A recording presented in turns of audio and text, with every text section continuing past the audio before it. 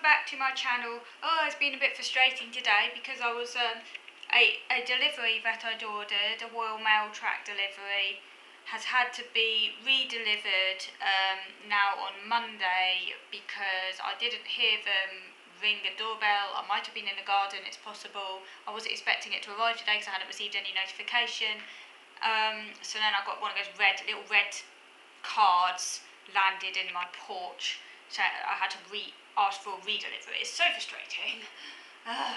And it contains a live plant as well, because I've got some plants doing my terrarium, so I hope it doesn't die come Monday. That would be bloody annoying, wouldn't it? I have to ask for a refund or something. It should be fine. It's so frustrating though. I don't know why I can't re-deliver it tomorrow, and it kind of makes me pissed off, because it's like I'm disabled, I'm stuck at home. They could at least just leave it behind a bin or something. It always seems to be this particular, I don't know what it is. Royal Mail always don't seem to leave it. Like some delivery providers do leave it behind the bins. Like, because I ordered some plant pots recently because I'm trying to get into gardening, and that came in a really big box, and they just left those at the back of my dad's car, because my dad's car is in my driveway because he lives nearby. So they just left it by my dad's car. I don't know why. It's so, oh god. It's very annoying, but that's what it is. Okay. Anyway, I wanted to carry on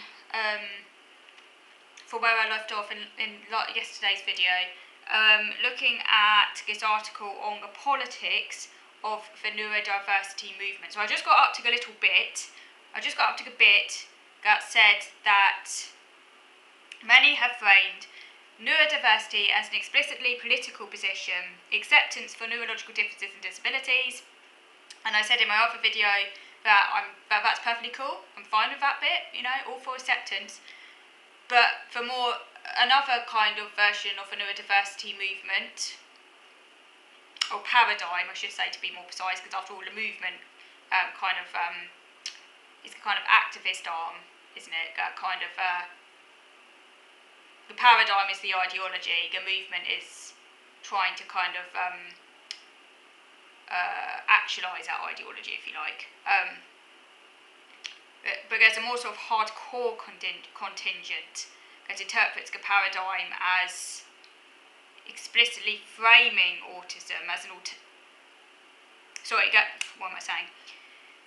I'll put that again. My brain's in a scramble, bear with. Yeah, so what I'm trying to say is there's another alternative perspective in the neurodiversity movement which argues that frames neurodiversity movement as an alternative perspective in contrast to the deficit model rather than a simple biological reality. And in my previous video, which I did the other day, I just said how I disagree with that. But so yeah, I 100% disagree with that. You know, I do think autism's a deficit. The article then goes on to say that it's imperative for autistic activists to keep language accessible to a broad audience, including persons with cognitive impairments and without access to higher education. The usage of neurodivergent or diverse presents new problems.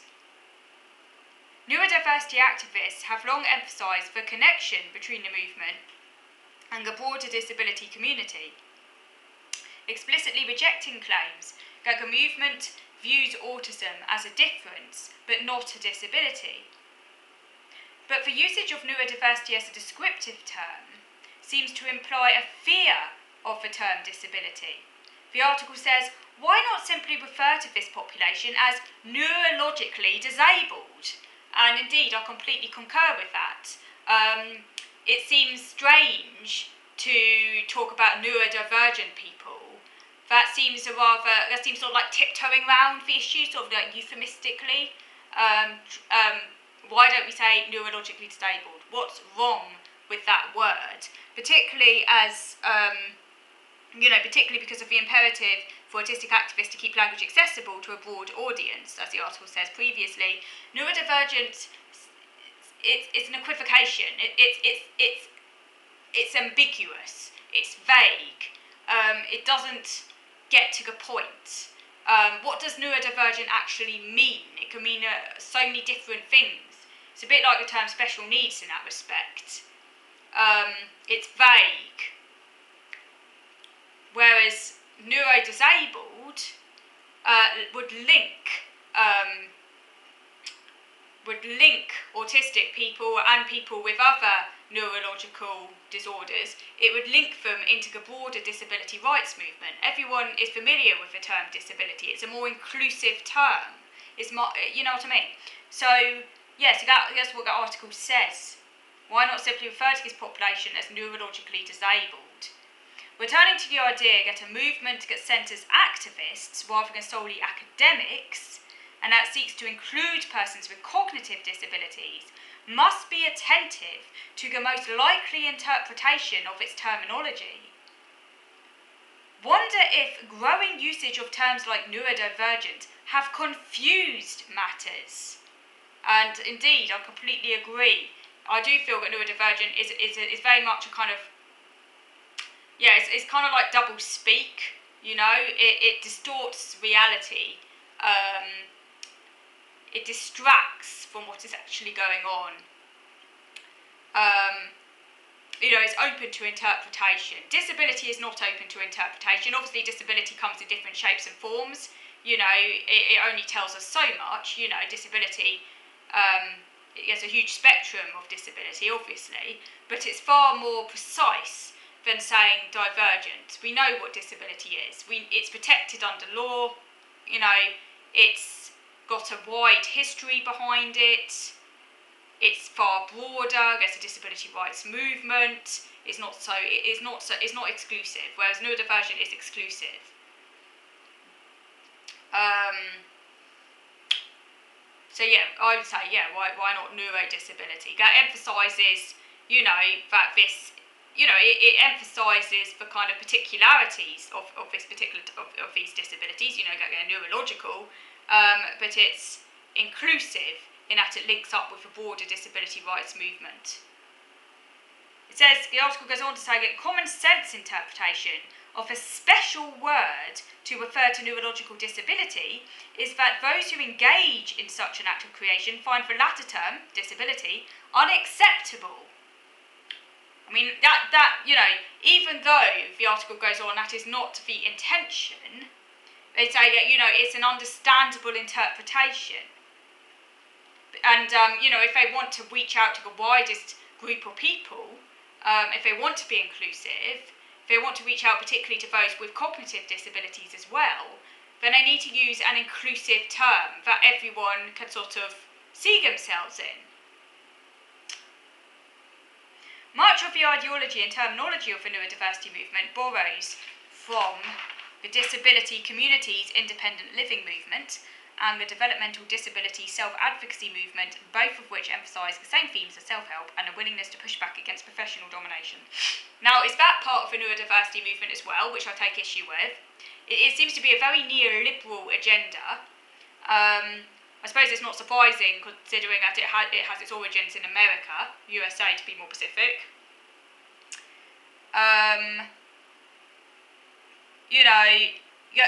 Admittedly, the disability rights movement very much emphasised self-help and independent living, and that was very much a kind of reaction to sort of institutionalisation, infantilisation, and kind of a certain kind of top-down paternalism. But I think maybe, again, they've gone too far in the other direction, and the problem with a sort of it's gone too far in the opposite direction.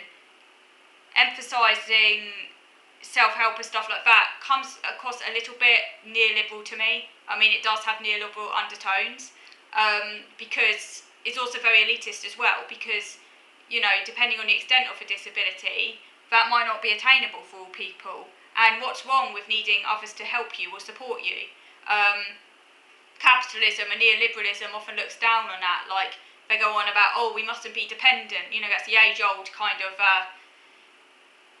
response, isn't it? We mustn't be dependent. That's deeply infantilising and patronising in and of itself, because it's often the line that's used whenever a disabled person says, I need support, I need someone to do this for me because my disability means I can't, because I don't have the energy, and I need someone else to do this to get I'm freed up so I can focus on things that I can do.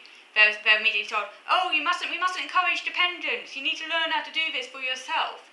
like they're giving this kind of patronising pep talk for someone who really does not have a clue. If you ask me, that is ableist and is very capitalist and neoliberal, implying that we're all these sort of isolated little atoms. It's a very factual idea that everyone must be self-sufficient and look out for themselves, and like asking for support from others is sort of looked down upon as though it's like almost like a sin. So I sort of feel that, yes, quite rightly, disabled people were fed up and wanted to kind of break free from oppressive strictures, this sort of, particularly for kind of very oppressive institutions, where disabled people often didn't have a say in their lives, quite rightly. But I feel it's kind of gone the other way, and you need to find some kind of middle ground. And it's important to put the individual's needs first and centre, really, to have a sort of human approach, and not to talk down to anyone, but to actually listen to what a disabled person needs. And if a disabled person actually needs someone to do something for them, that should be respected, and they shouldn't be given a patronising lecture about dependence, which is actually quite ironic when a disabled person is actually